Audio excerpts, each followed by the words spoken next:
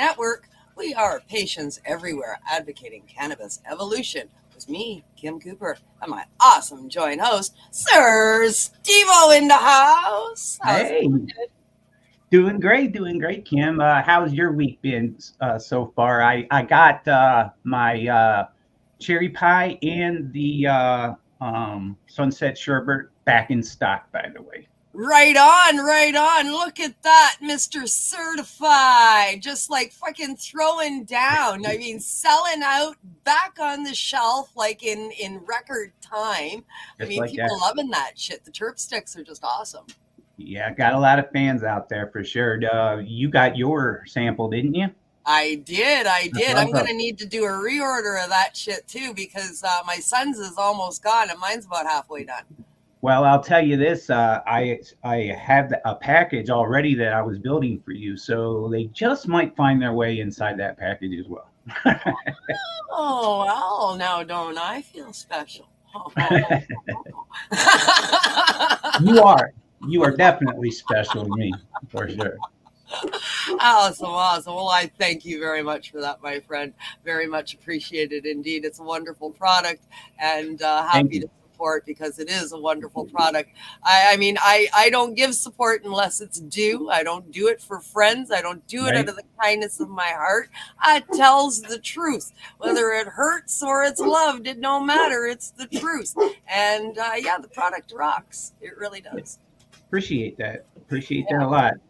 Just like, before I found the Knock Network, I didn't realize how fun it could be to be on an actual free speech network run by someone who actually, will let its creators create, will, help us, produce for us, and do so much for the people, not only that you and I interview, but also for the people that are involved in the network with the show. So we appreciate you.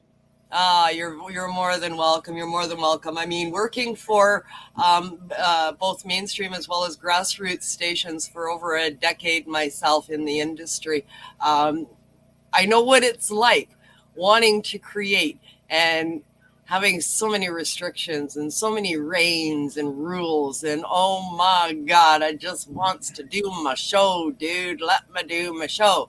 And nobody wants to seem to let you do that.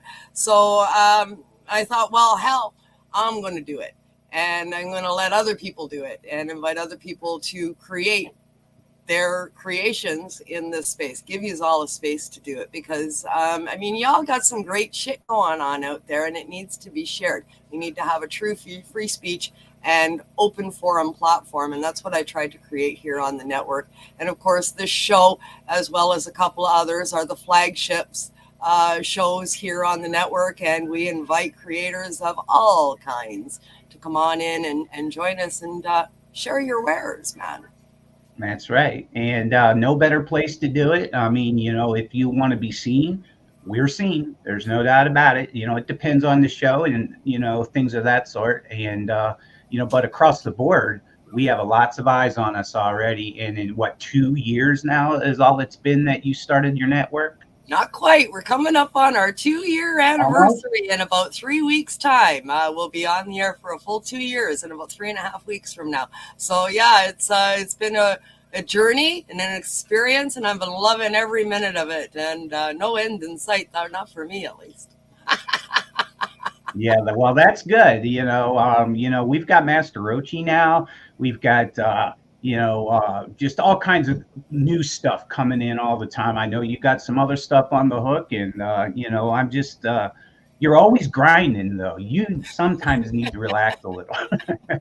You work so hard. Downtime. You really do. I'll sleep when I'm dead. And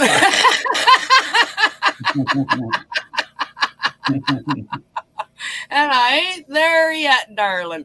That's for damn sure. And neither is tonight's guest. Tonight's guest, I'll be honest, as I always am, brutally fucking honest at times. I don't know too much about this guy. So tonight we are going to learn together. Our audience members out there and myself, we're going to learn and we're going to find out more about tonight's guest. I had an opportunity to speak to him briefly, and I've read a bit about him on his bios on different platforms that he has out there. Took a look at a couple of videos while I was out and about and puttering around, had some downtime today. I did some watching, and I thought, I think I might like this guy, and I'm looking forward to tonight's show. And I have you to thank for it because you're the one that set this up. Well, I tell you, Chris is a great guy, and I am ready to bring him in. So everybody joining us on Peace News and Views tonight is the one, the only, the purplest, the Harezest, the grow famiest, Chris Fisher. Welcome Chris to the Fisher show. in the house. Chris Fisher. How's it going, man? Nice to meet you. Welcome to Peace News and Views. Thank you for having me up tonight. Glad to be here. It's our pleasure, brother. It Our truly pleasure. is. Yeah. Go ahead, Steve-O. I'm sitting back. That's okay. Well, we had a cancellation this week, and you were the man right away. I just thought Chris Fisher. Now he needs to be interviewed. People need to know more about who you are, where you've come from, what you've been through, but where you are now and where you're headed. And I see where you're headed, and the sky's the limit for you, brother. I've been real proud of you. So tell us, who's Chris Fisher? Go back to the beginning. Tell us about yourself. Yeah, How did you get your start in this crazy world we call cannabis? You want me to go all the way back? How far back you want me to go back? Well, cannabis, I guess, like gardening. What inspired you to get onto this road? Right. So I guess we take it all the way back then. I was originally born and raised in a small town in central Pennsylvania. Single mom. She was into gardening. We lived in a very large, we had acres. We had an acre and a half, I think. We had 2 large gardens growing up. We worked them. We canned everything that we harvested every year.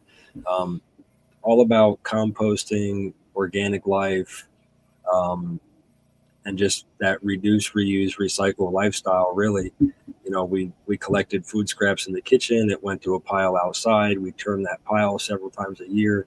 We picked it up. We put it on the garden, and then we started a new pile. So I had that green thumb as a kid, really. And then as I grew up, Mom and Dad taught you some stuff then? Yeah, and my stepdad was, and my family, we have some farmers in the family on that big scale. And then my stepdad worked for an uncle of mine, and that's when we really blew up into the composting. And I don't even really know how to explain it. We just went much larger scale on our personal land. He brought a lot of that stuff from the farming and would bring it to our land and put it on our small garden, just like they did the big fields. No pesticides, all manure spreading, no-till kind of life, cover crops and stuff like that. So then when I got older, I became a teenager. I started, like we do, got into trouble. I started smoking cannabis when I was probably 13 years old. Way young. Did it just to be cool, to be honest. I did it because my friends did it. Peer pressure got me to get high for the first time. And I really, really liked it. Really? It was I'm scared. I was just hell yeah, I'll hit it. Let me try that. And then I was this is great. Not condoning that people at 12 years old should be smoking cannabis and going to school and, stay in school, all that stuff. But, as I got older in my life, I also was diagnosed with epilepsy as a kid.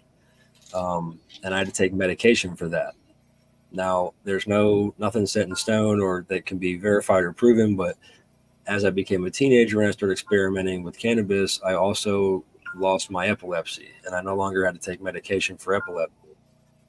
And that's not been a problem since. I've never had a seizure again.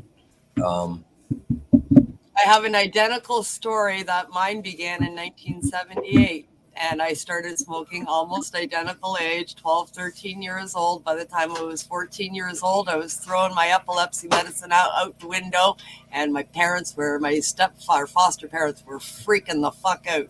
They said, I don't need it no more. I'm not having seizures. Yeah.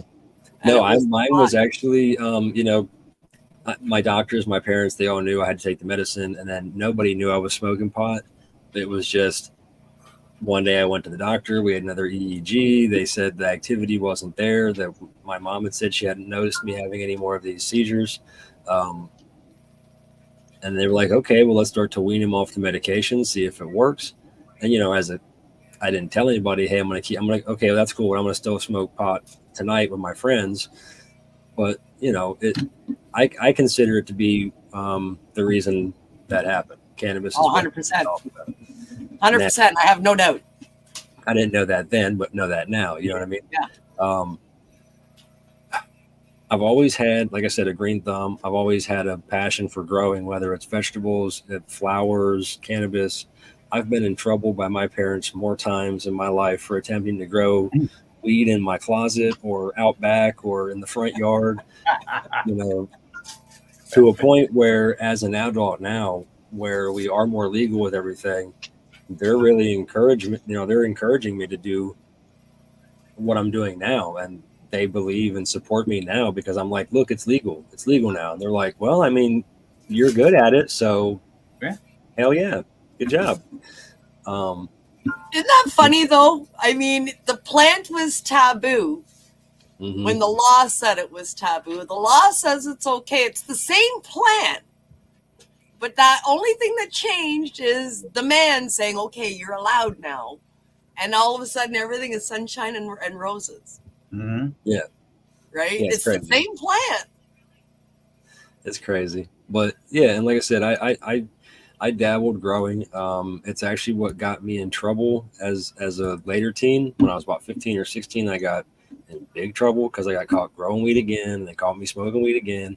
And my mom tried to, do the right thing as a parent and put me in a different direction. I ended up getting in big trouble, and I got sent out to live with my dad out in Ohio. And then I graduated high school out here. I got into some bigger trouble after high school. Dabbled in some other things that I don't want to go into depth with, but outside of cannabis, and it landed me in trouble. And I did some prison time over it. And then when I got out, I was all done with that life. I did the right thing for a while. I started getting into the, like a career, like a job, stop being dumb and getting in trouble. And I got back into automotive and then started working on cars again. And eventually came up through management and was running stores. And I did that for a long, long time, probably 10, 12 years. Still smoking pot. Yeah. Yeah. And I had a great team of guys that worked with me. We all enjoyed smoking. So, it was, we hung out at work. We hung out outside of work. Lunch breaks were fun. But, I didn't, with my background and my felonies that I have, I couldn't make it any farther climbing the corporate ladder above the store manager level. And I just was burnt out with it. And I did it for a couple more years. And in 2020, my daughter was born. My first daughter was born. And that really changed a lot in my head. So I was like, I don't want to work 60, 70 hours a week anymore. I don't want to be stuck in this building, missing everything that happens, and just being gone all the time just to be able to pay the bills. And so I started with me and a buddy sat down one day at work, a guy that works with me. And we came up with this game plan that we kind of put into a 5-year plan.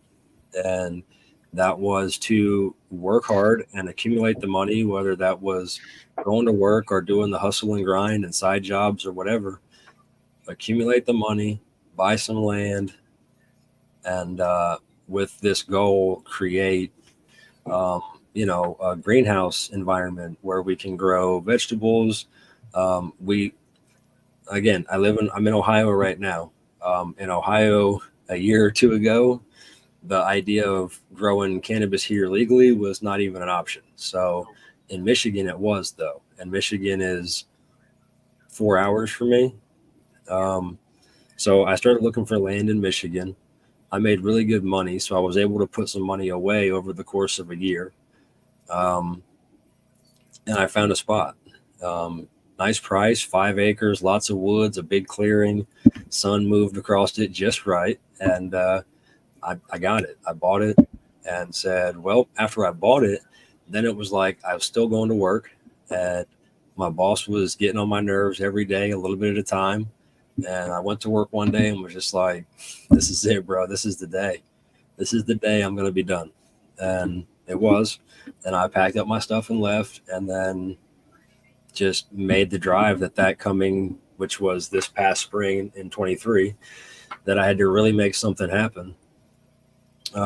So early, Yes. yeah, I jumped off a cliff basically.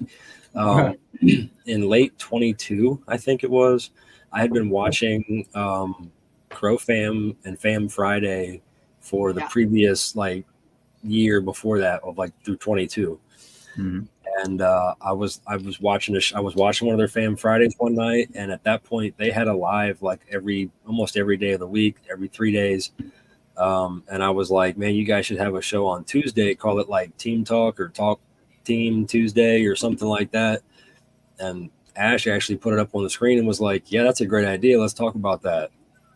And then from there, it just kind of unfolded into we met up, had a little chat. I told him this idea that I've carried in my head for, 30 some years at that point, about this cartoon rabbit that I always had in my head that was a purple color, and the name was Purple Harez, and I wanted it to be a head shop with a storefront, and that was gonna be my logo, like this trippy purple rabbit with bloodshot eyes, and and he was like, that's awesome, man. Like, and he told me he could make it happen, help me make it happen. And we came up with an idea for the show, Talk It Out Tuesday. I started that a couple months later. And ever since then, it's been unrolling pretty fast. But the past year, we did a successful harvest up north on our property. It was a long, stressful year.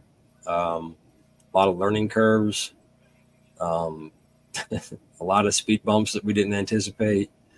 We had to build a greenhouse from nothing. We didn't have, we ended up like our funding was that we had originally planned on fell through halfway through the season. So when we thought we had the money to build a greenhouse, we didn't. So we had to have a great big fundraiser to get me through. And we ended up building a greenhouse out of like pallets and PVC and greenhouse plastic, 6 mil plastic, because Michigan's weather is terrible. Well, it's much like Ontario. I mean, I border Michigan, so I get it. Yeah, it's totally, and like from here to there, it's two totally different planets almost. Like, yeah, from southern Ohio to northern Michigan, there is a complete. It's a complete disconnect. Northern Michigan. I mean, if you come up by the Sault there, Sault Ste. Marie, Michigan, I'm on the other side of that border. Okay. That's where I'm at. I'm about 3 hours away from the Sault coming east once you're into Ontario and you cross over into Canada. So I'm very familiar with the weather. So I'm still like, I'm still like in the mitten, as they call it. I'm not in the UP. I'm like right here in the mitten. Yeah. Like very far up there in the upper part of the mainland. Yeah. But like I said, it was all a learning curve, and I didn't plan on it being as difficult as it ended up being. I thought it was going to be real simple, not a problem. Didn't consider the fact that we didn't have electricity, so we had to buy a generator. It was like, well, I mean, we'll get power put in, right? How hard can that be?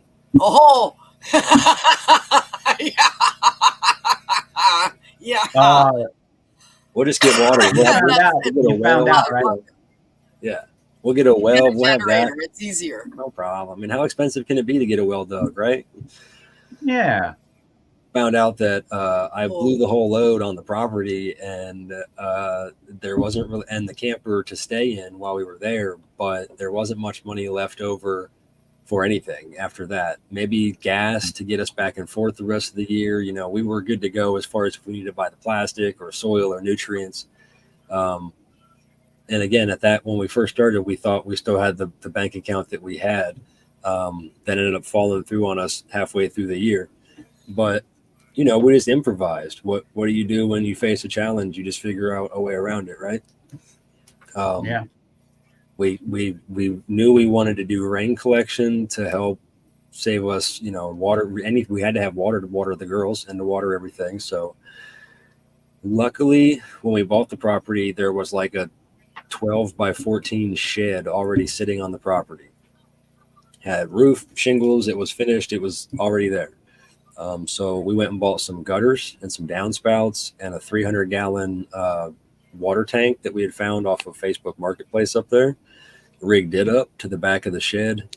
And if the rain was just right and just hard enough, we could catch 300 gallons of water in a 12-hour period if it rained steady enough throughout that 12 hours. So I was like, that's great, but now we can't move this tank and we don't have a pump big enough to pump it from here all the way up the hill across the property to the greenhouse. So we had to get a couple more tanks. We got a tank and built a water tower out of some platforms and pallets that we had put together and built. And then me and my buddy put a tank up top to get it elevated. And then we bought another tank to put on a trailer that we could take from the shed tank, fill it up, take it up to the water tower, fill it up, and then always be able to move and gather and do what we had to do with the water. The power is something that's probably never going to happen for quite some time because it's going to cost me roughly $20,000 to put power back there. Yeah.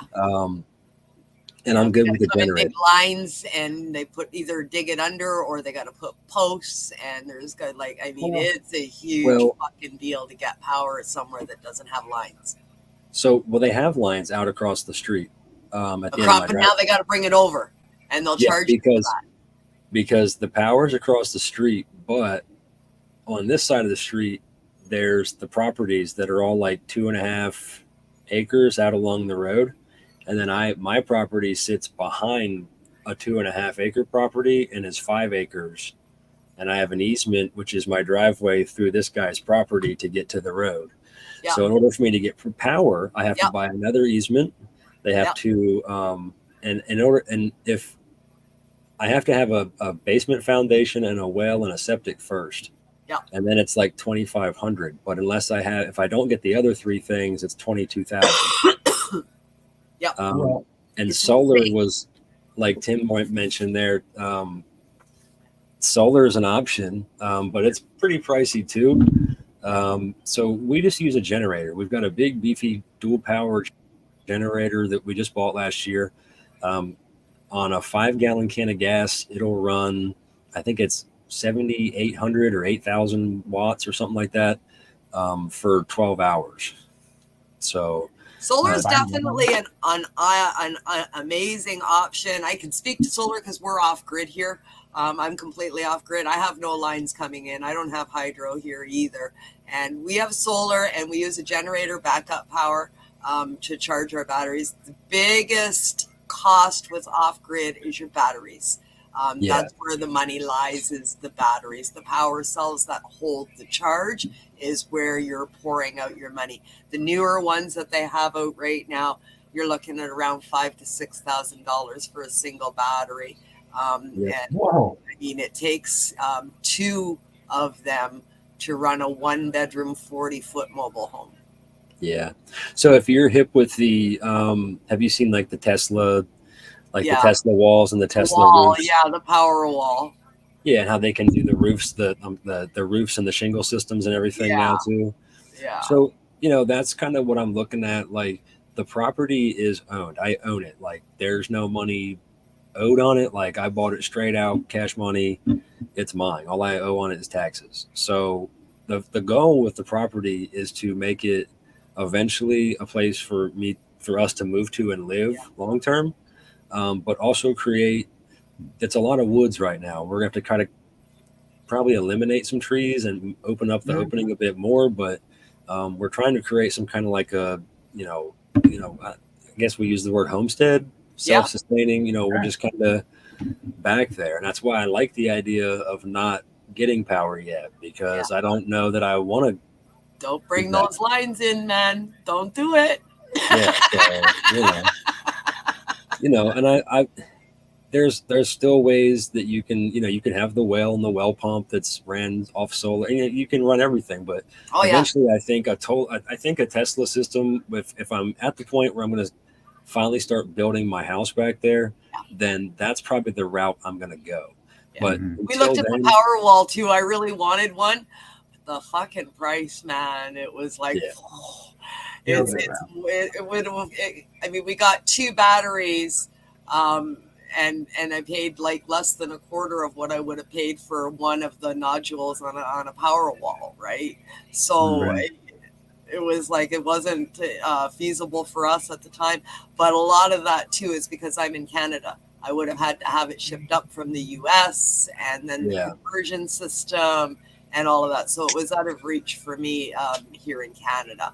But in the US, it's probably more accessible and a much more attractive price than what I would have gotten. Yeah, they actually give us tax advantages for switching to solar and everything. Yeah, for sure. And I mean, I haven't even, and right now, how I look at it, the way the past season was for us up there, we enjoyed it. We enjoyed the break from society. We enjoyed the drive up there. Was always so fun for me and my partner that go up. Just to spend the summer with your buddy driving back and forth in a camper, growing cannabis and having fun and just be getting smacked with obstacle after obstacle, day after day. And I mean, Steve-O, you remember Steve-O, halfway through my truck died on property, and I was up there alone, stuck for like a week and a half, and I had to have a friend from Ohio come up and get me with a big diesel truck and a trailer to tow my truck back home. And I got hit with every obstacle I think I didn't anticipate that you could possibly be hit with this year. But the way you handled it was just pretty awesome. At least not in front of people. We never saw you freak out, never saw you lose your temperature or your temper, but I'm sure you did at some point. We just didn't get to see it. But I mean, you're doing major repairs with hardly any tools and everything, trying to get your vehicle going. And I had a cordless drill and like a hammer, and I mean that was about it and a couple of screwdrivers, but I didn't have any tools. And for your timing to go out on your engine when you're 6.5 hours from home and in the middle of nowhere, and still like the closest town was still like 10 minutes away, and that was by car at 65 miles an hour. So my little lawnmower that I have would have never made it to town. You know what I mean? Yeah. It's a different life. We moved rural as well from born and raised in the big city of Toronto, and downtown hustle bustle of city life for 40 years, and then come up to the north, and it's like, what's happening here? But now I wouldn't have it any other way. The quiet is amazing. Something to consider. It's what we did. We have a well, but our well caved in. And to get the well repaired, astronomical price. You might as well just be drilling a new well for them to come in and dig out what the cave-in was. It's the same as drilling a new well. We are looking at now, we're just going to rent a dozer, and we're digging a big-ass motherfucking hole, and we're building a pond. That's my water source. Yeah. Just a big ass pond. Kids can float on it in their freaking floaties, and I'll pull the water out of there, and that's what you're having your bath in. Yeah.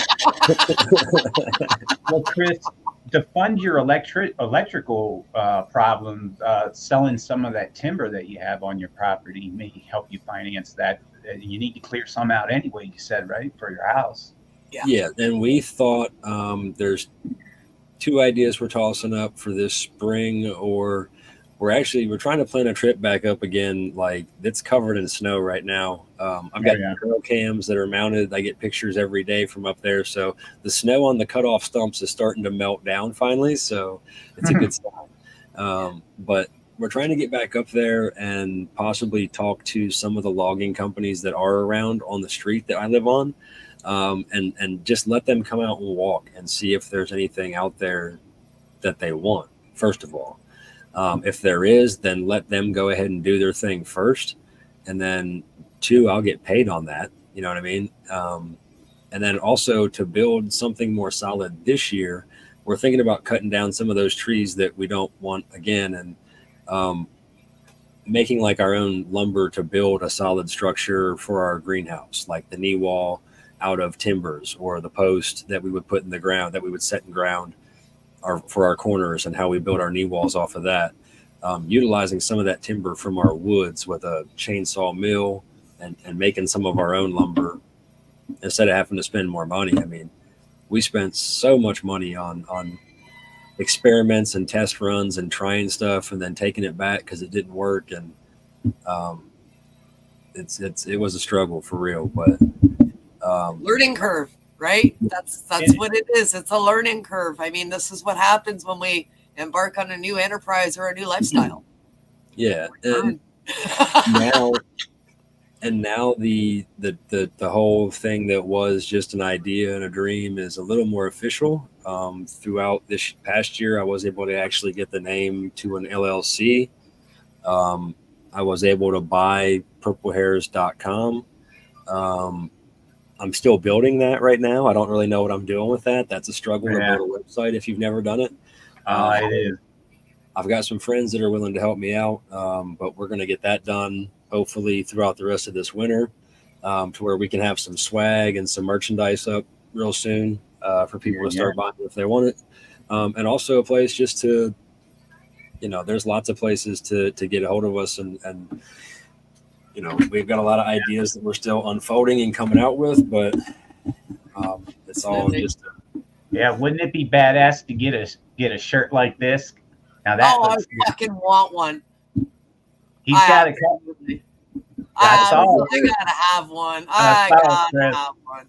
He's got quite a few cool little like logo type things that he uses. This shows all 3 of the types that he uses. Yeah, and like this one right here. That's the one. I actually I send those stickers out in the Grow Fan boxes. Very cool. Well. Mm-hmm. Yeah. Very cool. So I want to dive into your grow. I want to talk about your first harvest and what that was like, taking that off. And of course, we got to dive into the plan for the spring, and looking forward to putting that second crop in. We're going to talk about Purple Harez and find out more about the plants, what kind of strains you grow, future plans, all that and more. But I'm looking and I'm thinking it's medication time. It is. It's break time. And while we take a few minutes to hear about a few of the other shows here in our lineup here on the NOK Network. So stick around. Stick around. We'll be back in about 4 minutes and 20 seconds. Hang in there.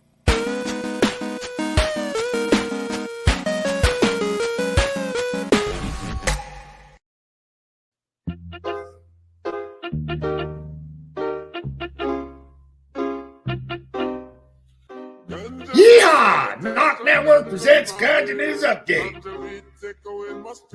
Join joint host Christine Terra and Michelle Parada as they bring you their global cannabis news update.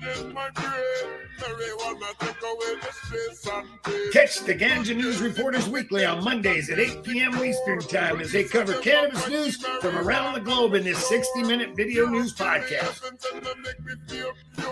Stay up to date with Ganja News Update, Mondays at 8 p.m. Eastern on Knock Network. Follow and subscribe to Knock Network on our webpage, social media, and streaming sites, including Facebook, YouTube, and Rumble.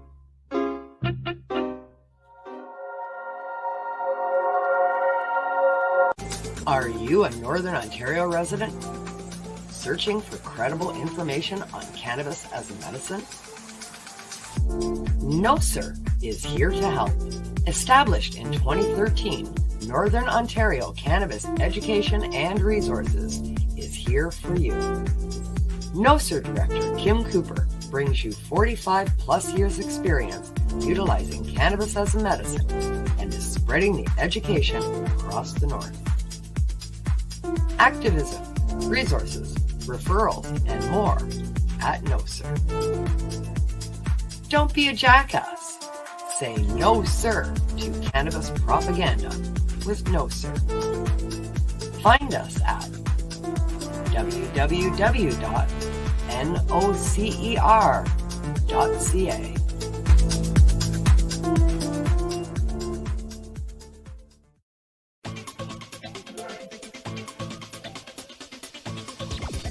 Advertising space available at NOK. Contact us for a rate sheet at knocknetwork.com.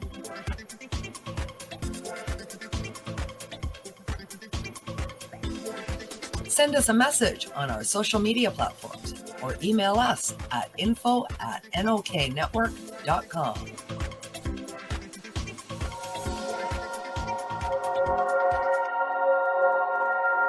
Open your eyes. Join us on Psychedelic Thursdays at 8 p.m. Eastern Time for Open Your Eye. Our 60-minute video podcast with hosts Kim Cooper and Tara Simpson. Joint hosts sit down with patients, facilitators, lawyers, and others in the space to discuss their experiences and endeavors working with psychedelic medicine.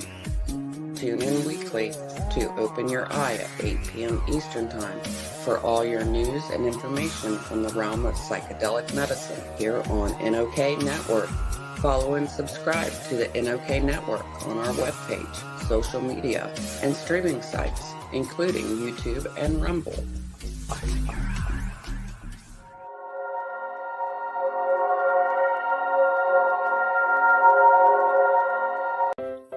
Join us for NOK Network monthly specials, 12 months a year. Movie nights. Spotlight on entertainment. And live on location event coverage. Stay up to date about upcoming programming by subscribing to NOK Network on Facebook, Twitter, LinkedIn, and Rumble. Check out our webpage at www.noknetwork.com.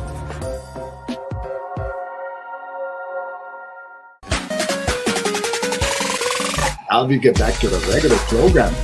Yeah.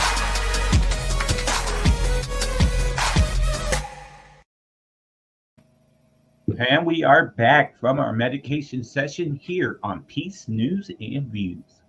We hope you'll tune into one of the many other podcasts that were highlighted during the break, produced and aired here on the NOK Network. Contact us for advertising spots before our next round begins in March. Excellent, dude. We gotta just dive right back in because I wanna find out about his grow.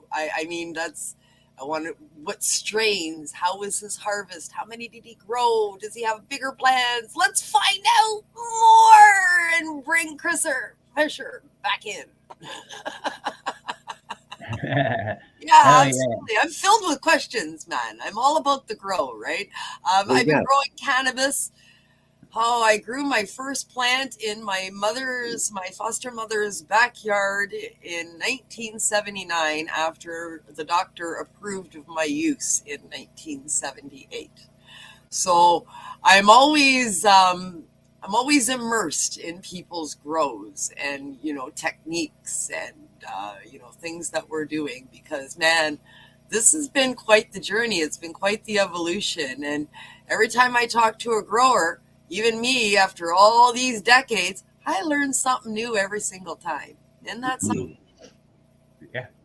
Yeah, absolutely. So tell us about your grow, Chris. Do you have a preferred strain that works well for you, or is it a variety pack? So, not really. I've got a pretty good sized seed bank. Well, it's right here. I'll just show you real quick. It's several pages long. I've even made it into an Excel spreadsheet. That's how Oh boy. oddly organized I am. But I've been accumulating seeds for about 2.5 years. Like I said, after we came up with this 5-year plan that me and my dude did, we just started stocking up on seeds. So like Black Friday is a good time to buy seeds if you're interested in stocking up on a lot of seeds for cheap. A lot of your big websites will do buy one, get ones with a lot of freebies at the same time. So for 2 years, we just got on board with buying seeds and stocking up on them. And I've got a little bit of everything from Barney's Farms, Dutch Passion, Royal Queens. I mean, the exotics, 2020s. There's a little bit of everything in there. Mm-hmm. Nice. Even some of the new local community ones, the mythics, the ebb and flows, the tarantulas, I've dead eyes. I don't have any dead eyes yet. I don't have any of those in my possession yet, but I've got everybody else's. But yeah, so right now I'm just I wanted to run through specifically last year we had one strain we really wanted to try out, which was Blueberry Muffin from Humboldt County, from Humboldt Seed Company. Yeah. So for actually 1.5 years, we were trying to even get those seeds. And I had a buddy acquire some and he brought them to me and he was like, well, first before that, I had found some online and got them through a guy on Facebook, right? I won't name any names, but because I can't, he blocked me. Long story short, I went back to ask him some questions and I got blocked. That's why we don't even bring him up. Okay. Damn. His blueberry muffin, ironically enough, two 12-packs that were attempted to be germinated by 2 different people. Not one single seed germinated out of those seeds. So when I went back to say, hey man, I think there might be a problem, I just instantly got blocked and I got kicked out of his little group that he had. And he's not in the community of people that we know now. This was when I first started diving into the cannabis community on Facebook a couple of years ago. But so then eventually a buddy of mine acquired some from a place in Michigan, right on the tip of my tongue, the seed seller. The seed seller in Michigan, he picked them up there and he brought them back. We were able to get them germinated. They kicked off. So I was like, yes, we're going to do that. I had just came across some tarantula genetics ground and pound through the Happy Hippies. Mm-hmm. So I knew I wanted to grow those. So we put those out. What else do we have? We had the blueberry, the ground and pound. We did Blue Dream. That was just some random seeds we had laying around of Blue Dream and Grunts. And the Ebb and Flow Below Zero, somebody had started that plant for me and then gave her to me as a small plant in a solo cup. And I said, yeah, man, I'll put her outside with the rest. I lost 1 or 2, so she'll fit in nice as a replacement. And fell in love with those genetics instantly once she started going. But so the past year we had a lot of the blueberry muffin. Unfortunately, we realized that none of the blueberry muffins that we popped had the phenode that we were looking for. Okay. Obviously, it's Isn't called that a piss off when there's certain strains, right, that are like that. You've got to pop like shit tons to just find, and then you're out there pheno hunting, and it's like, man, yeah. If it's not right, it's not right. Right. So we ended up, we did like 4 seeds, and then we cloned some off of a couple of those. Excuse me. That we put out as well. And out of all those, they were all more of like a grapey, different side of one of the parents came out. It was just all grapey. And then we lost a bunch due to bud rot this past year. The Blue Dream got ate up with bud rot. The Grunts. That happens a lot with that strain. Yeah. The Grunts was never made it out alive. She is still standing up there covered in snow right now. So she'll have to get tore down later because she was only like 2 or 3 weeks into flower. And I was like, I'm not waiting. It's already the end of October. It's cold. I'm out of here. And yeah, so she ended up just getting left behind. There was no way. And there was already starting to be signs of rot on her. So I was like, I'm done. I'm done with it. Everything else was fine. The ground and pound came out amazing. The ebb and flow below zero came out great. The blueberry muffin, it's just not what we wanted, but it's really tasty and it works great. But we realized that we had too many variables in the equation with having so many different strains. I was going to say that's a lot of strains in a single. Yeah. I was expecting you to come up with, a couple, but it's like, wow, that's quite the list. Yeah. So what we're doing now, I've got some seeds that we've started in preparation for this outdoor season. And the reason I made my Excel spreadsheet was to prepare for what seeds to pick, so that in Excel I could go back to the flower stage time frame or the indica, sativa, hybrid, dominant image of it, and filter those from shortest to longest flower, or however I want to do it. And then from there, I just started picking them out of the seed bank and started dropping them. So I dropped a bunch like Mighty Grape. I've got some Snow G from 2020 Mendocino, Blueberry, Badass Kush, Kosher Kush, Peyote Cookies is what we got. We got like 6 or 7 different strains in there for right now. And some of those aren't coming up out of the rock wools. We soaked them for a day or two and put them in the paper towels and then put them in the rock wool as they started opening up. But some of them didn't come out, but again, they're old seeds. They're almost 3 years old at this point. I've had seeds pop and I've left them and it's like, oh, well, it's never going to go. And then you go back and like 3 weeks later, it's like, it popped. Yep. There it is. So that's why I'll even leave mine like on my live last night. I was talking about the soil we mixed up and we were going to talk about prepping the solo cups for transplant and doing that process, but I didn't see enough roots out of the rock wool yet. So I'm going to probably let them go for a couple more days. But even after I pull out the seedlings that are already out, the roots, I'll probably reconfigure those other cubes in there. And like you said, dip them again, maybe let them go another couple of days, another week or so. And worst case, that little seed in there is just going to start to get a little rotten. And I don't reuse the rock wool cubes anyway. So if it's a rotten seed in there, the whole cube gets thrown away. And we clean out and sterilize the dome anyway before the next round goes in. So, yeah, absolutely. So, approximately in your grow, how many plants are you hoping to have per harvest? How many are you putting in? So the legality states that if I'm going to go here in Ohio, it's 6. And if I'm going to go in Michigan, it's 12 per person, up to 24 per household. So I don't really do, even though Ohio just went legal here, I don't want to get into the intermingling legalities of whether or not I'm allowed to do one in each state, or, I'm not trying to get into that. So I'm going to go with where I can do the most, obviously, which is going to be Michigan. And I'm going to go. There's 2 of you, then you can do 24. Yep. So technically, I own the property, and there's me and my girlfriend. We are a family of 3 with a daughter who is 4. She just turned 4 this past week. So in that rate, I can grow 12 for me, 12 for her, for the total of 24. Right.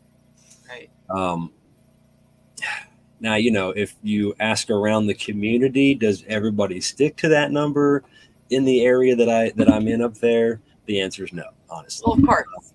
There's 24 here in the legal garden. Please don't go for a woodwalk. And then if you walk back to the other 2 acres. Please don't go for a woodwalk. Yeah, that's my privacy fence, is my woods.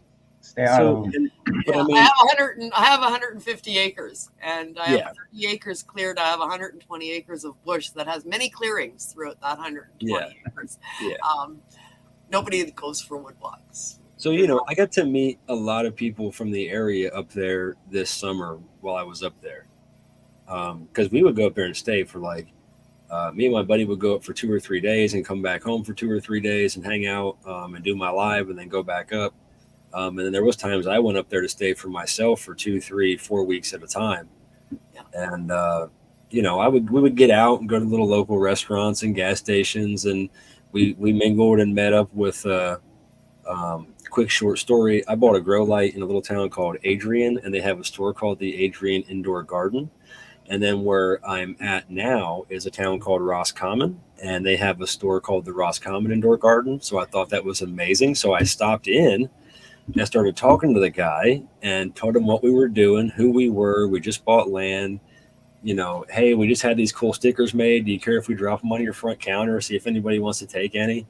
And they were like really supportive and really into it, and were like lightweight sponsors for us, and Wow.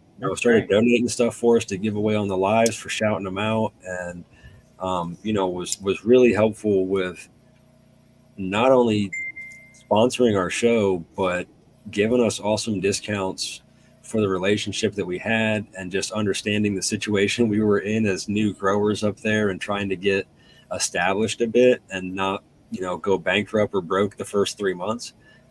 So he was really helpful there. When my truck broke down, he was the person I called, and he came out to pick me up to take me to town to get me enough gas for my Jenny so that I was not out of gas and no way to survive in the woods for 3 more days until my friend got there to pick me up. Like he came out and took his own time to help me out, and he really didn't have to. But we meet people, we sit down and we eat, and we socialize, and you hear people say, nobody cares. Nobody cares. How many you got? Where?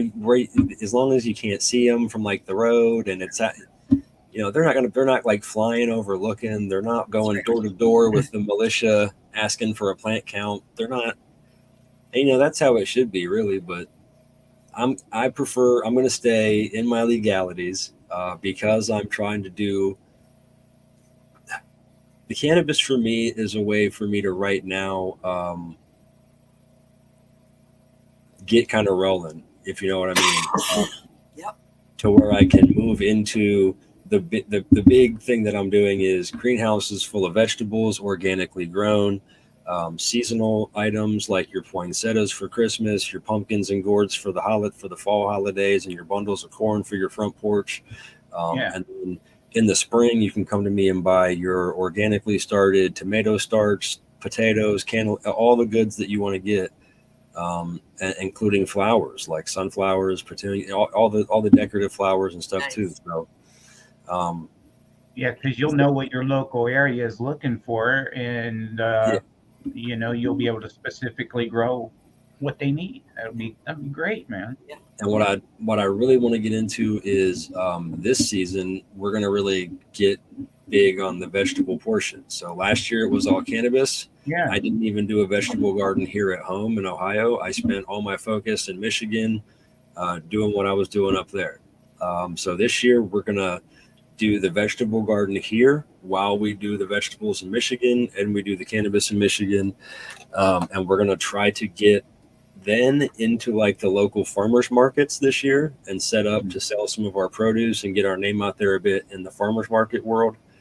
And then locally in the town, like there's so many little stores that will let us, display some, a little rack out front of their store or inside their store at their counter to put some produce on. But everybody there's so nice.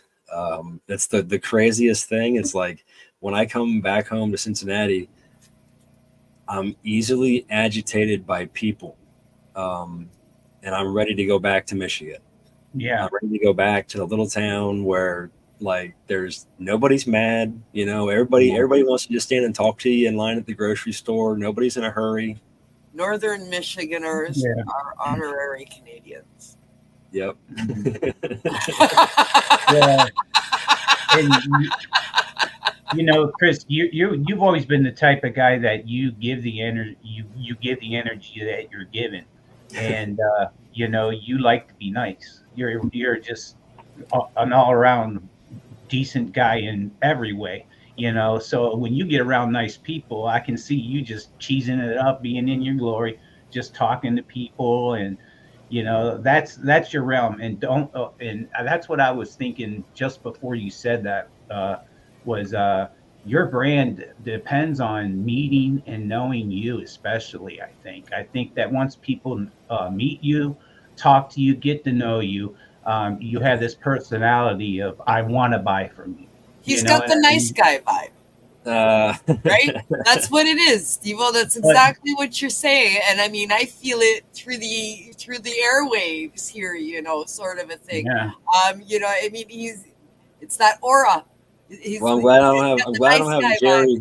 I'm glad I don't have Jerry with me tonight, because Jerry's the salesman and he's way more hype man than I am. Like he's the one that he's the one that'll really get you suckered into a conversation. Really, Yeah. He spent years as a recruiter for the Army, so he'll just yeah. But you just got this whole aura going on. You know, you can tell you're honestly just a nice fucking guy, and you know that's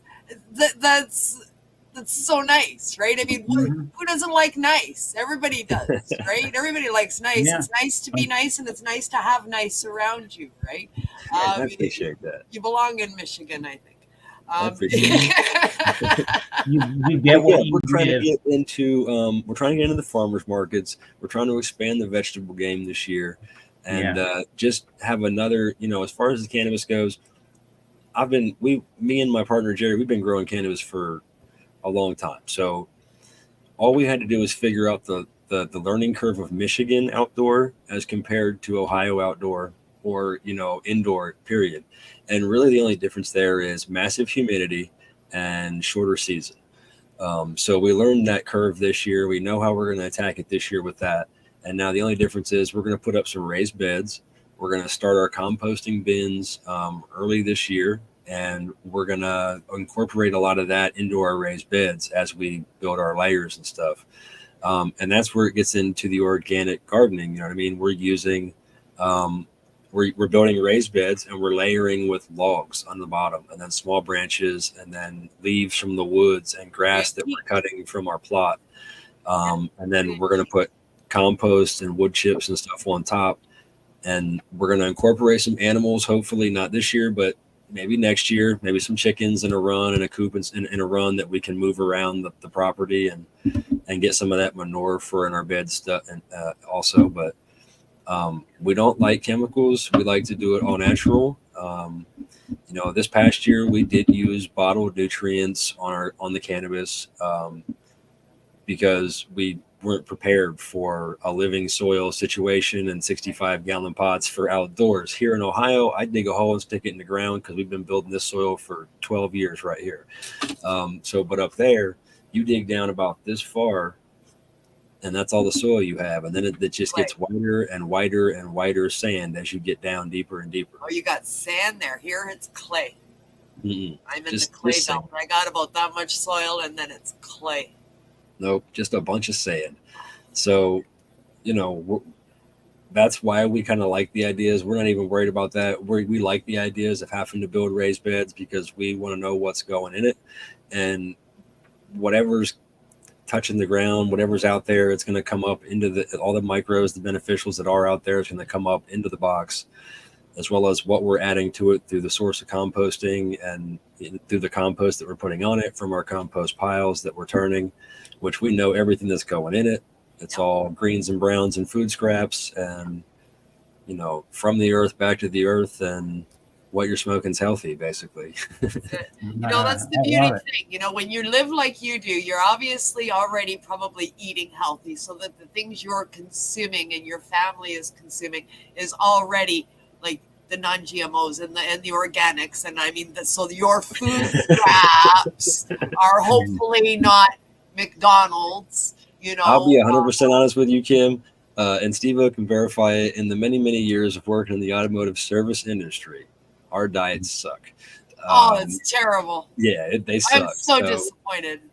You know, we've been dark this past year, and the small town that we're in up there, where we stay at, the only option you have after like 6 p.m. is the one McDonald's that's in town. If not, you have to drive like 40 minutes to get anywhere else.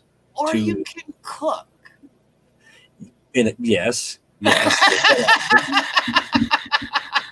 So yeah, there's a lot of nights that we take the induction burners with us at the camper just to kind of save. We don't like using the propane to cook with because one, it kind of leaves the fumes build up in there, and it adds heat to the camper in the summer when you're trying to also cool it. So the little induction burner with the little frying pan works great.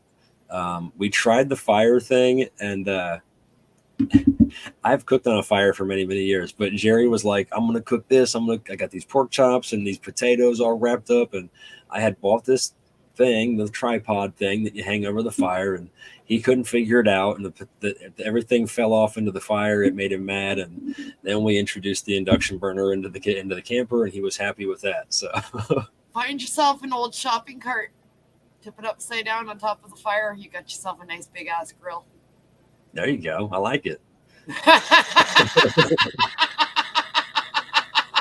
It's very simple. Yeah, continuity there for you. Yeah. Absolutely.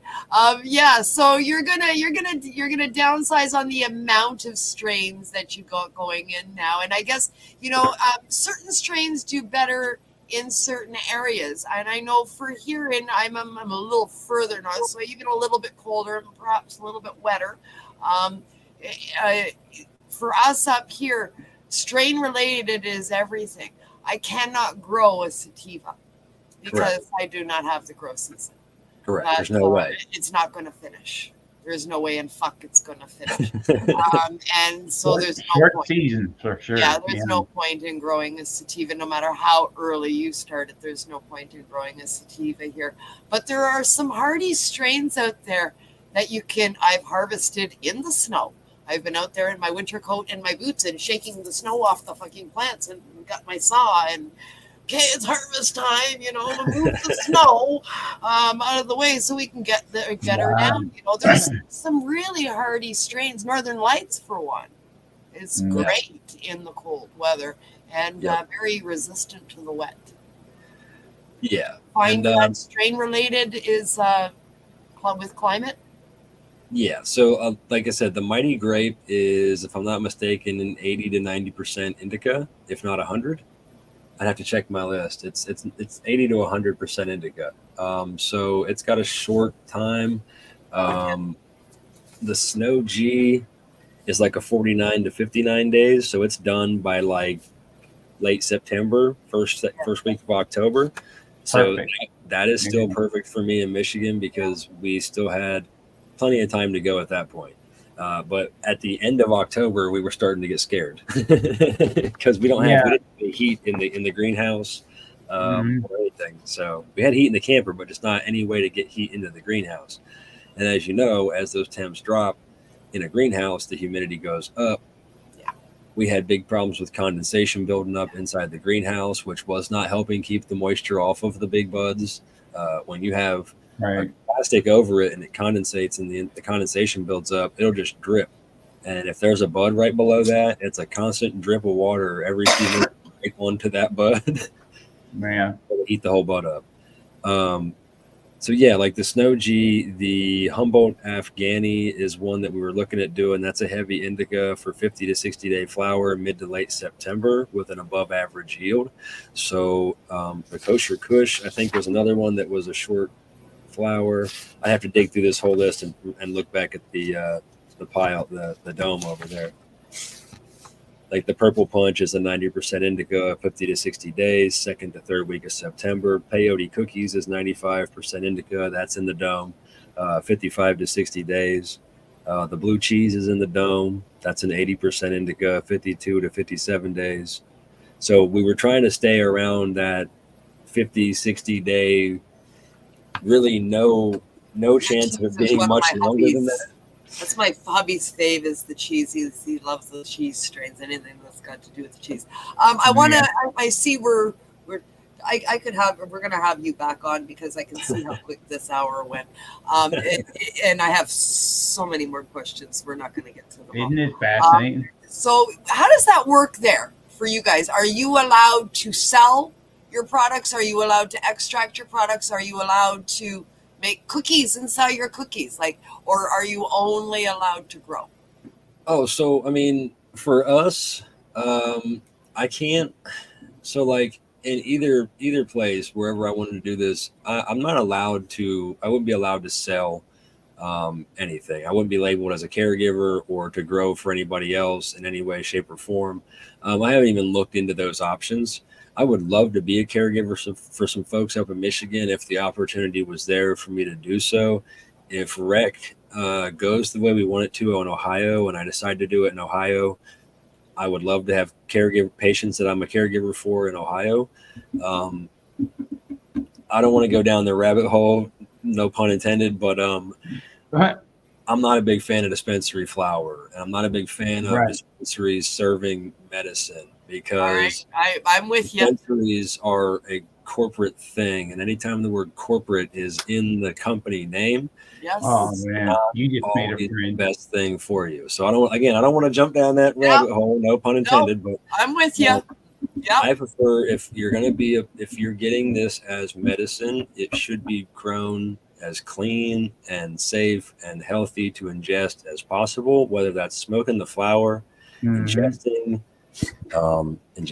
the FICO, the cannabis oil, whether that's using the infused coconut oil, dabbing it, topical in it, making it into any kind of byproduct to use it. It all comes from the flower that was grown and how it was grown. So if that's grown with a bunch of nasty chemicals and they're just worried about getting it done in time to get it out to get the next big batch, and sticky, because money matters, then let's say it, they're no better than the pharmaceutical companies that are pushing the opiates and the pills and stuff. So again, I'm not going to get down that hole, but it should be. We'll have you back on, and we're going right into that. Oh yeah, this is right in Kim's wheelhouse, bro, and you did it right at the end. No, we'll get you back on, and we're going mining in that hole. It's definitely a hole. I have gone in with shovels, picks, axes, and it's back to your question. We can grow the flower. As far as I know, you can do whatever you want to after it's flower. If I want to turn it into infused coconut oil for me to cook with, or a topical, if I want to turn it into FICO, if I want to turn it into hash rosin or whatever, if I want to turn it into bubble hash, I can turn it into bubble hash. And as far as I know, in Ohio, it's the same way. If we just have to stick to the laws of the flower, and we can, a personal use and at home. If you know how to do it, I think you should be able to do. You should be able to do it. Nice. And YouTube's only a few clicks away, and we can all learn how to make bubble hash on YouTube. That's it. That's right. I think that's fantastic. That's good. Yeah, here in Canada, we had to fight for all of that. We've had medical cannabis here in Canada since 2000. So 24 years we've had medical here in Canada. But every step of the way that we gained went through the courts. We only had it because the courts made the government do it. They said, well, you have to. And the government said, fuck. And they gave us a little bit that they had to do. And if we wanted more, we had to take them back to court. And we had to take them back to court. What's ironic about that? It was just, the whole thing was just a shit show. But we took them to court for a right to extract. They tried to tell us we couldn't extract our plant. But, you've got medical that's legal. And you're prescribing it to a child. And you're telling me that the only way it's legal is for the child to smoke it. So this 2-year-old should spark a doob? Is this what you're saying, Mr. Government guy there, with all the fucking brains and knowledge and shit? Yeah, okay. So we had to take them to court for our right to make FICO legally because, everybody here was being illegally healed for 24 fucking years through our medical program because we weren't supposed to be extracting. Yep. It's just ridiculous, right? I've actually been following along with the Canadian, movement for a long time, man. And I've been saying for a long time that whenever Canada did get to a certain point, that's when we would notice a lot more trickle down effect into the States, I think. But I've been actually invested in a lot of Canadian based cannabis companies for several years on my Robinhood. So cool. I'm pushing for y'all. Right on. There's still a small core group of true grassroots peeps that are fucking, we're trying to hold down the fort and everything, right? But this corporatization, man, it's that's our fucking rocket plane going through, and we're all trying to hang glide, you know. Mm-hmm. Yeah, and like I said earlier, I think Yeah. anytime anything's corporatized, and the cannabis industry is slowly becoming more and more corporatized as we progress. But anything usually corporatized is bad. I just think we need to, as we push cannabis towards more of a corporate established thing where it's out there for the public to get their hands on more recreationally and more available. It just needs to maintain a good thing. They just need to remember what it's for and why we're doing it and why we fought so hard to get to this point, because it wasn't for the money. It wasn't to pave our streets. It wasn't to build new schools. It was to get the medicine to the patients that needed it and to people that 100%. 100%. That is absolutely true and fantastic that you feel the same way. 100%. And I mean, that's a large portion of why I still do this show. Like, people ask me, well, why are you still doing this show? We have legalization now. You don't really need the show. And it's like, no. We still need the show. We have corporatization in Canada, and North America is still not free. The plant is still not free. It's been corporatized and bastardized, and we're seeing similar things happen elsewhere, individual states, and that, and I love having people on like you to speak to this, because it's so important that you look to Canada and what we've done, and do not do what we've done. Use us as an example of what not to do, and make sure that you keep what this is all about at the forefront. Keep it in the light that this is a medicine and it should be free. Reschedule, don't reschedule. That's it. It should be free. So it's the solution to me is very simple. You remove it from the CDSA. You take it off the fucking schedule. Just remove it. Right. Now it's no longer on the schedule. Well, that means it's not fucking illegal. It's enough. Now it's a tomato. Now it's a potato. Now it's a garbage bag. It's a tomato. Now it's a rose bush. You want money from that tomato the same as you do from, the potato that's turned into fucking alcohol or vodka. Well, that's fine. You can put an age gate on it to keep it away from kids. Slap your tax on that bitch and get your goddamn corporate dollars. Mandate testing so that we all know that it's safe, and go the fuck home. Yeah. It's not rocket science, and they're trying to make it rocket science. And I don't understand. It's a very simple solution. Yeah. Well, but anytime that the government gets involved, it becomes complicated, so nothing the government does is easy. There's got to be, we got to go around the block 6 times to park back around the front and go in the same entrance. So we just had to do it the long way. But then you look at, there's states like Indiana right next to me that it's still 100% prohibited. And if you get caught with a joint or 10 pounds, you get the same case, or the same violation. I know. That's scary. For somebody like me that would be visiting the United States, traveling through from one state, I have to now be aware of laws in 52 states if I want to travel your nation. That's a large burden for a visitor to have, I think. So for me, there are friends of mine that live on the west coast of Michigan towards the bottom of the state. I'm in the southern west tip of Ohio. Right. I am right next to Indiana. And if I want to go to, say, Muskegon, Michigan, Google will tell me, or Waze will tell me, to go up a bit and then cut northwest through Fort Wayne, Indiana, and up through Indianapolis and come up through the top, and I'll be saving myself 2 hours. Fuck that.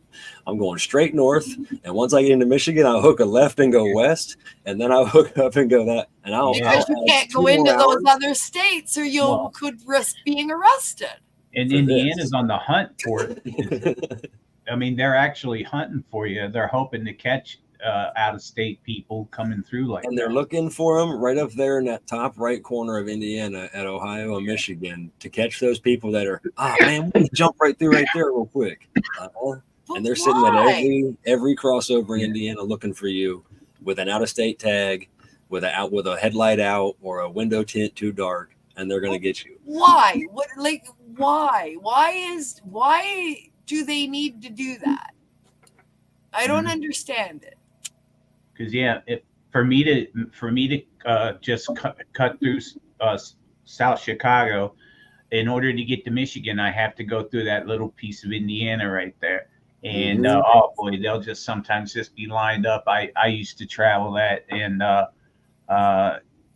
actually Michigan, because I've thought about going to Michigan and buying stuff from their dispos because it was cheap, they said. Well, then I found out what a $50 ounce is, and that I'm like, I would never waste the gas to go get that.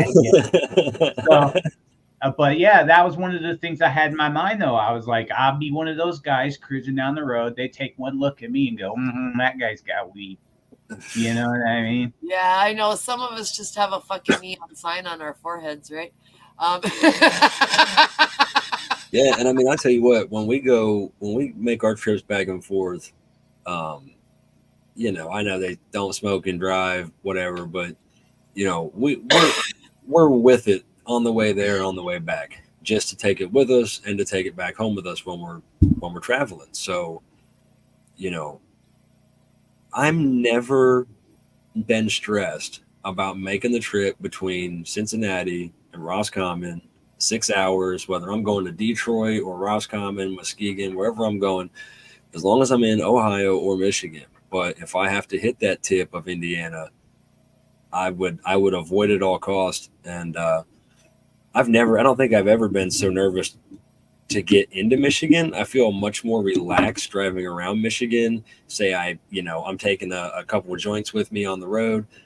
I don't worry about it. Like, I'm not as stressed over it. Now, Brenda Brailer's in the comments. She might have a different opinion because she lives in Michigan on a regular basis, and she might tell me a different story about the troopers there. But I've never been stressed about it. I get more stressed when I come back into Ohio, at least before November, when I was coming back in Ohio with it, just for my personal use. Whether I was getting it from Michigan and coming home with it, whether I was hitting a dispo there on my way home and grabbing what I needed and bringing that to Ohio. You know what I mean? You know how many laws I just broke right there? Going to a dispo, picking it up, and coming back to Ohio. Oh my God. Oh, you terrible person. You need to be locked up. You know what I mean? It's a plant. But I mean, it's so stupid though, but I still don't stress over it because I'm not, it's medicine, man. And I mean, I'm the type of person, if you look at my driver's license, my eyes look like I'm stoned already because I was stoned when I went and got my driver's license picture. So when I get pulled over, here's my ID. The way I look, honey, that's all there is to it. That's just the way I look. I function as a professional stoner. I function way better with cannabis in my system. If it's 100%. Not in my system, I don't function properly. I mean, right. And I don't use it as a crutch or an excuse. I literally am not the same person if I'm not regularly ingesting cannabis and using cannabis, whether I'm smoking a joint, hanging out in the garage, working on something, or if I'm eating an edible for a purpose because I know I'm going somewhere I can't smoke, or hitting the cart because I'm laying in bed. I'm always hitting the cannabis because I have to. It's not because I'm addicted to it, because it cools my anxiety. It mellows me out. If I don't have it, I'm a high-strung worry wart. Like, my brain's going, and I would never. And the only reason that we have to justify and explain all of this to everybody, and over and over and over again, and say, well, yeah, it's okay, and it's because I'm normal on cannabis, and people you have this anxiety about saying that statement, and the need to explain everything to everybody. I mean, I go through it every day. I know, and it's like, well, let me tell you why, and It's like, well, that's because of 85 years of reefer madness, indoctrination, of misinformation and just plain propaganda of shove this up your ass because we're going to tell you how bad it is for 85 years. I mean, before that, for 300 years, if you didn't have your cannabis coming in you in one of the medications or another that you bought at the corner store, from grandma's rheumatoid arthritis medicine to the baby's colic meds, it was in fucking everything. And nobody batted an eye because everybody was in a state of homeostasis and good health. Now we have to explain homeostasis to people thanks to the friggin' advertising campaign conducted by the government. I mean, the whole thing is just ridiculous. It's ridiculous.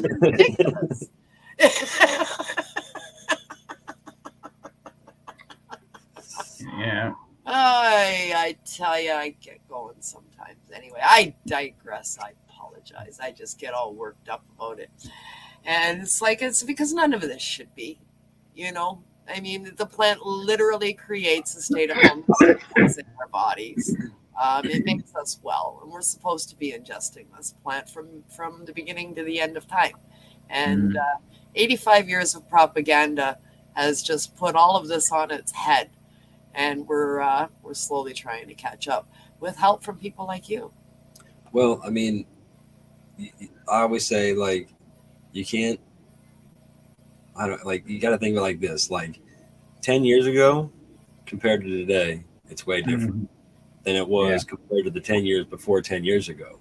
Yeah. You know what I mean? So every year, and now it seems like it's moving a lot faster for the states anyway. Like every year, there's so many more states that are, or every couple of years, there's so many more states that are just going with the flow. I think we might have hit our peak of the ones that were going to go so easily. And I think the rest of them may be a bit of a struggle to get them to go.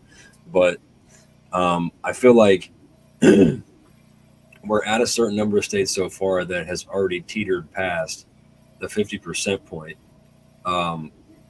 if I'm not mistaken.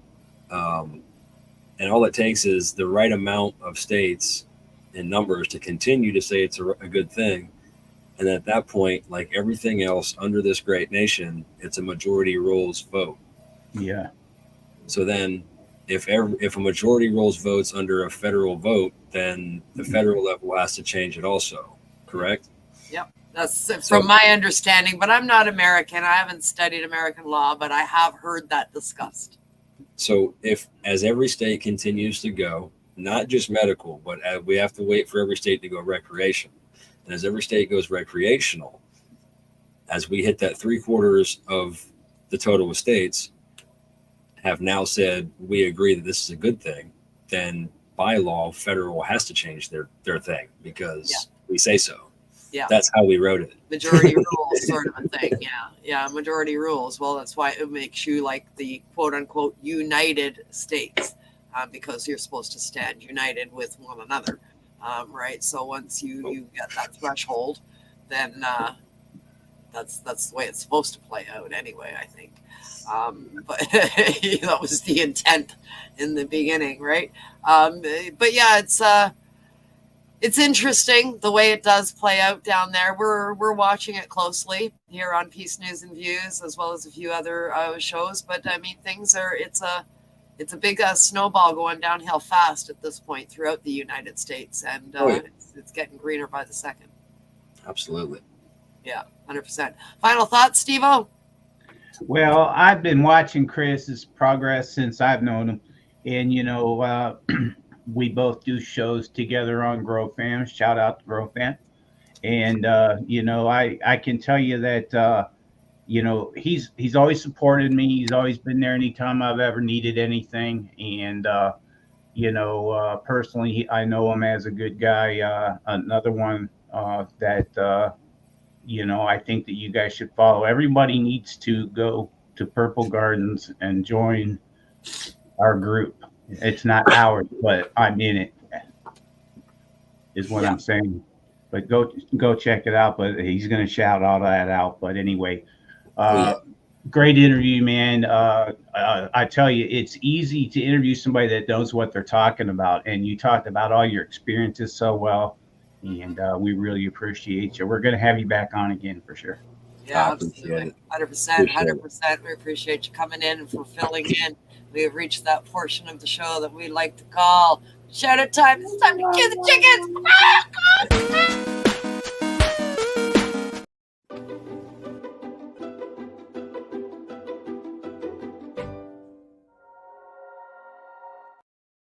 All right. Let us know how to get in touch with you, plug your websites, all that good stuff. So right now, our actual website, www.purpleharez.com, is still under construction. So that's not released yet, but once it does, we'll post it on our Facebook group. And that's one place you can also follow us. Purple Harez Garden, just like you see it spelled right here below my name. Make sure you put the Harez. You can catch us on Facebook at a group. We got a page. We are on YouTube, Instagram, X, formerly known as Twitter, and we are on. So once we get the website up, we'll have it posted to all of those other options and social platforms, and you'll be able to get your hands on some merchandise and many, many other things. You just got to get into those groups, and then you can get the other links to get a hold of us for the other things that we do, how we do. So, and right there, that's the best way. Right there. That's the best way. Join the group. Join the group. Join the group. Absolutely. Absolutely. Well, thank you so much for joining us here tonight, Chris. It's been a pleasure to talk to you tonight and have you join us here on Peace News and Views. And thank you to Sir Steve-O for setting this up. Oh, yeah. Oh, it's cool that I get to introduce you to somebody. Better than always being the other way around. You always have all the cool friends. I got cool friends. I don't know if it's my volume or if it was yours, but that broke up. It might have been just me. I'm not sure. It could have been me. Anyway, yeah, cool beans. We'll have you back. This was a fill-in show. I am going to shoot you an email. We're going to book you on a show. We're going to carry on this conversation because we are not done with you. Thank you for joining us tonight, Chris Fisher. Once again, go check him out at Purple. Say the name again. Purple Harez Gardens. Purple Harez Gardens. I like the spelling. Harez. Make sure you spell it right. Hare. You guys say Z. I say Z, but I'll say Z. Harez. Z if you're Canadian. Thank you for joining us here tonight on Peace News and Views, created for and aired on the NOK Network. And thanks to all of you out there, our listeners, for joining us tonight and each and every week on our Cannabis Focused podcast. Yes, and thank you for tuning in, everyone. And we'll see you again next week with another very special guest, just like Chris Fisher from Purple Harez Gardens, here on Peace News and Views on the NOK Network. Good night, everyone. Peace. Peace. Let's all go into pot, whether we like it or not. Best I can tell, the world's gone to hell, and I'm sure gonna miss it a lot. All the whiskey in Lynchburg, Tennessee, just couldn't fill that spot. I got $100 bill, man, you can keep your pills, man. It's all going to pot. It's all going to pot, whether we like it or not. Best I can tell, the world's gone to hell, and we're sure gonna miss it a lot. All the whiskey in Lynchburg, Tennessee, just couldn't fill the spot. I got $100 bill, man, you can keep your pills, man. It's all going to pot. I got $100 bill, man, you can keep your pills, man. It's all